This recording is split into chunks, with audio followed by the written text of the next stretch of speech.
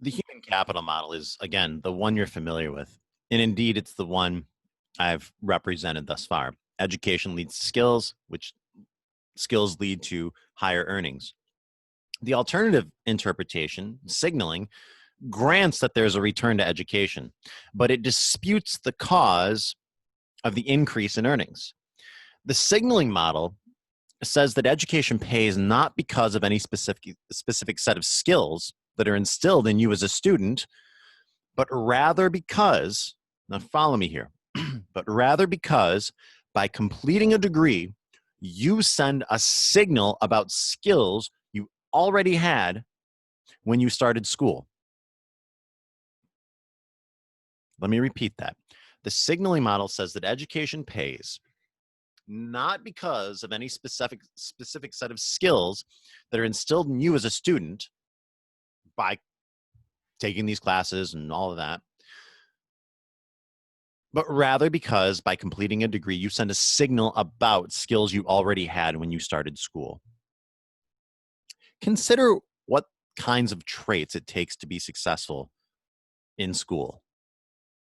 Sure, you've got to be reasonably intelligent, but you know as well as I do that there's a lot of mind-numbing work that doesn't require intelligence so much as persistence and discipline in college.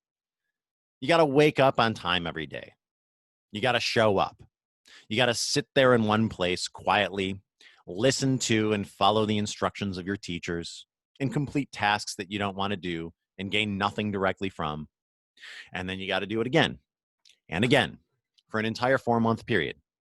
And then do it 30 to 40 times. That's how many classes you're going to have to take to complete a 4-year degree. Right? That I'm not really talking about intelligence here. To succeed at that part of college, but you've got to be conscientious and disciplined. You got to be willing to follow social norms. You must be obedient, steadfast, persistent in the face of a deep desire to go and do other things, which are more directly rewarding to you. You've got to be able to tell yourself no when you want to do something other than what the instructor wants you to do. Well, think of it this way. What if employers see your educational success as evidence of your ability to conform and get in line? You're far less likely to flake out or cause trouble for other members of the firm. You can be relied upon. It's costly for employers to search out employees. And right, they have search costs, then they have to interview you, then they have to train you. And after, 6 weeks, you just flake out. Well, then that's just a huge cost and they didn't get anything from that.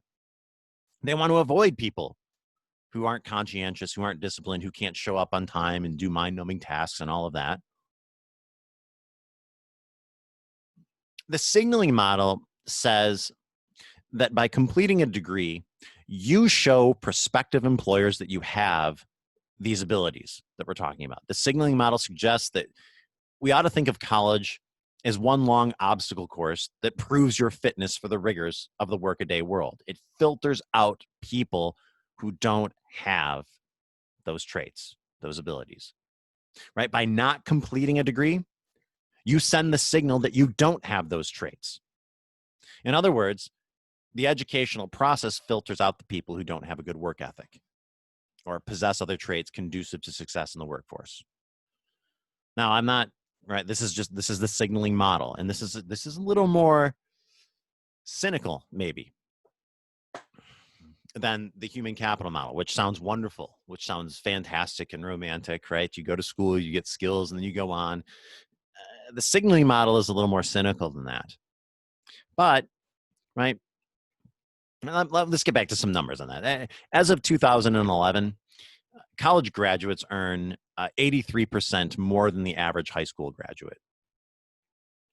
But people who have attended but not completed college earn an 11% premium. So you get this 83% premium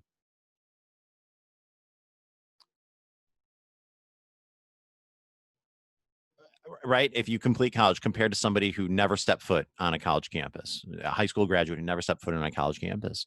But people who have attended but not completed college earn only an 11% premium. There's not much of a return to attending, but there is a huge return to completing. That can be explained very nicely with a very simple signaling model. Now, if you're likely to graduate, then college is a great deal for you. And indeed, the return to a college degree has doubled over the last 40 years. We're all familiar with the fact that things are getting more expensive. College education is getting more expensive, but you also have to look at the returns that college graduates earn. They have doubled over the last 40 years. But if you don't finish, college is a very bad deal for you. Showing up and not completing, bad, bad, bad for you. Why? Because college is costly. It's costly because the time you spend taking classes is time that you don't spend gaining a skill set in the labor force. It's time that you don't spend earning wages. And if you don't complete your degree, what's the benefit of it? An 11% premium over somebody who never went? You're going to give up possibly years of, not a good deal. A good analogy for all of this is marriage, believe it or not. Marriage is a wonderful analogy for what I'm talking about here. Why is marriage such a good analogy? Well, it's clear that marriage is correlated with all sorts of desirable outcomes.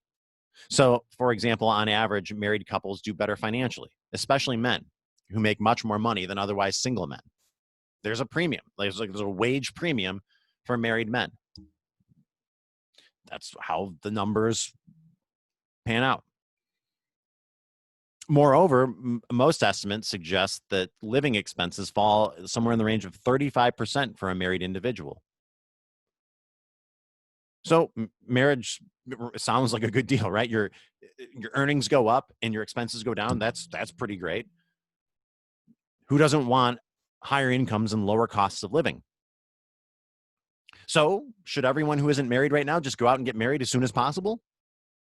Well, obviously not. Just because marriage is on average a good deal for people who are currently married does not necessarily mean that it would be a good deal for people who aren't currently married. Marriage works when the people getting married are mature, responsible, ready to settle down. If they don't have those characteristics, then marriage is probably not going to be a good deal for them. After all, if those people who are not currently married or who won't get married don't possess the characteristics conducive to a successful marriage, then it's likely that if they did get married, that they will have unusually high divorce rates. And divorce is expensive. It sets you back compared to if you never got married in the first place.